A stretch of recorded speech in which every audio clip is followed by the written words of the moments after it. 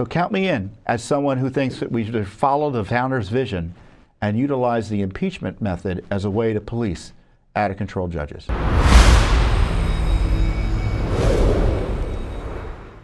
And I promised you a coup update. This one on the judicial aspect of the coup against our constitutional republic, where judges throughout the land are issuing what are called universal injunctions that effectively, through one U.S. District Court judge, which is just one judge of 630 or so, shut down entire federal programs. In this case, with respect to Trump, that was before the Supreme Court, his efforts, for example, to change or restore the proper definition of natural-born citizenship by effectively denying citizenship to those children born to people who are here illegally or just passing through. The 14th Amendment says you're a natural-born citizen if you're born just, as long as you're born here in the United States and subject to the jurisdiction thereof. What is subject to the jurisdiction thereof? Thereof mean other than not just passing through as a tourist or a student. Maybe as a student, maybe you're here long enough that you are subject to the total jurisdiction is the way the framers understood it of the 14th Amendment. So that could be an interesting, that's more of an interesting question. But certainly someone coming in, staying a week just to have a baby and then leaving, which has been frequently highlighted as an issue with the Chinese nationals doing that. That is not, that's no. How many Americans would think that's sensible and a correct application of the 14th Amendment to grant citizenship to a foreign national who flies in, has a baby in a hospital, and then goes back home, and they get to treat that child as an American citizen? So judges don't like Trump's basic understanding of this law, of the Constitution, and trying to apply it as it was written. And so they've shut it down through so-called universal injunctions that shut it down across the land. And so the Supreme Court had a hearing this week on the use of universal injunctions, which have been abused and weaponized by anti-Trump activists on the courts to shut down President Trump's efforts to reform, manage, control, protect Americans, manage the government, control government spending, combat waste, fraud, and abuse, secure the republic from the foreign invaders, restore citizenship under law. And judges are just completely overruling the republic, whose voice is given effect through our elections and the election of the President of the United States. So the Supreme Court was trying to figure out how that would work out in terms of not necessarily addressing the underlying issue in this case, which was universal injunctions as it relates to the natural-born citizenship question, but the idea of them being used at all in these circumstances. And Justice Thomas, as is typical, got to the heart of the matter historically. General, when were the first universal injunctions used? We believe that the best reading of that is what you said in Trump against Hawaii, which is that Wirtz in 1963 was really the first universal injunction. There's a dispute about Perkins against Lucan's Oil going back to 1940. And of course, we point to the court's opinion that reversed that universal injunction issued by the D.C. Circuit and said it's profoundly wrong. Now, if you look at the cases that the either party cite, you see a common theme. The cases that we cite, like National Treasury's Employment Union, Perkins against Lucan's Oil, Frothingham and Massachusetts against Mellon, going back to Scott against Donald, and all of those are cases where the court considered and addressed the sort of universal, in that case, statewide issue of provision of injunctive relief. So when the court has considered and addressed this, it has consistently said you have to limit the remedy to the plaintiffs who are appearing in court and complaining of that remedy. So we survived until the 1960s without universal injunctions. That's exactly correct. And in fact, those are very limited, very rare, even in the 1960s. It really exploded in 2007 in our cert petition in Summers against Earth Island Institute. We pointed out that the Ninth Circuit had started doing this in a whole bunch of cases involving environmental claims. So the challenge President Trump has with this, because I think the majority of the court is willing to restrict the use of universal injunctions. But ironically, this may not be the case in which it's restricted, because if there's any excuse for a universal injunction, maybe this is the excuse, right? Where there is a question about whether everyone who's here, who otherwise might be a citizen under the old interpretation of the 14th Amendment in federal law, would not be a citizen under the new interpretation. And maybe a universal injunction is justified.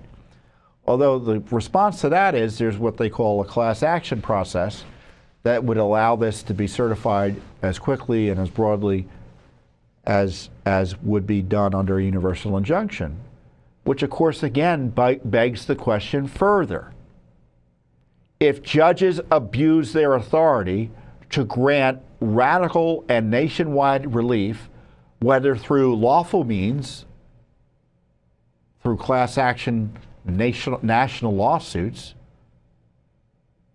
at least lawful in terms of the way the Trump administration thinks it ought to go and the way I think many conservative justices think it ought to go, versus abusive means. I don't want to call them unlawful because they've been upheld universal injunctions in the past. I mean, we're still stuck. If the courts are abusing their authority, it doesn't matter what whistles and bells they put on it, how they decorate it, what language is used. It's still the same fundamental abuse. And it seems to me that that's the challenge the Supreme Court has. Are they going to let one judge dictate national policy? Now, the Supreme Court is the court established under the Constitution. Now, we can argue about whether the Supreme Court should overrule the president in this regard, but no one would argue they don't have national jurisdiction, right? Do you think a California judge should have national jurisdiction effectively, even through a federal class action, over whether to grant citizenship status to essentially Chinese nationals abusing our system, coming in, having babies, getting the citizenship there associated with that, and then leaving? I don't think that should be the case. Now, is the Supreme Court going to be the solution here? No. The court's wrong, the court's wrong. But at least it's a constitutional dispute then, right? No one doubts the Supreme Court has jurisdiction. And why, I say the word jurisdiction, I'm not a lawyer, but you should recognize jurisdiction means the power to hear the case and create a remedy. So that's why it's important that it be nationalized through the Supreme Court process at least, and as quickly as possible when these lower courts go rogue one way or the other. But the Supreme Court is in trouble too. I mean, they just issued a decision now essentially further hampering President Trump's ability to protect this nation from terrorists and invaders by expelling them under a law that's been around for centuries. And they're essentially telling President Trump each person being expelled gets some court hearing of an indeterminate or access to courts and a pause on any removal proceedings for Lord knows how long. The court isn't empowered to run our national defense policy like that and to second guess the president's determinations in that regard. That's the way towards a constitutional crisis, the Supreme Court exercising authorities they have no right to exercise under the Constitution.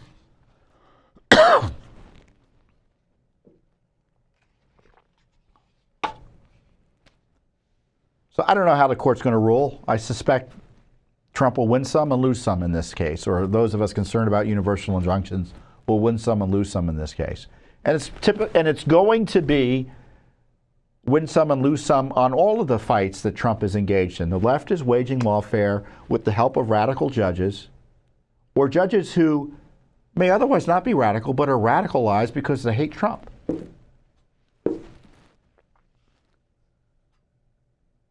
And I say win some, lose some, but you know, if the sum you lose, or the constitutional republic loses, could be extensively damaging. And that's the concern we have. And that's why all the tools available to rein in rogue judges should be on the table.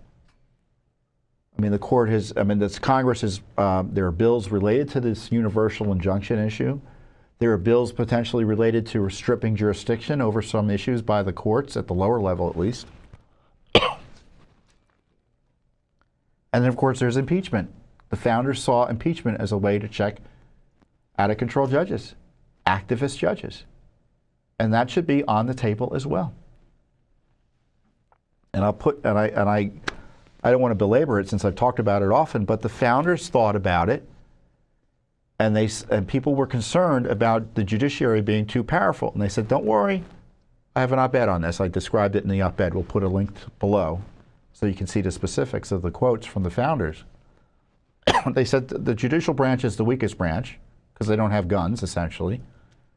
And they said, plus, the ultimate security, the complete security against outlaw judges, radical judicial activist judges.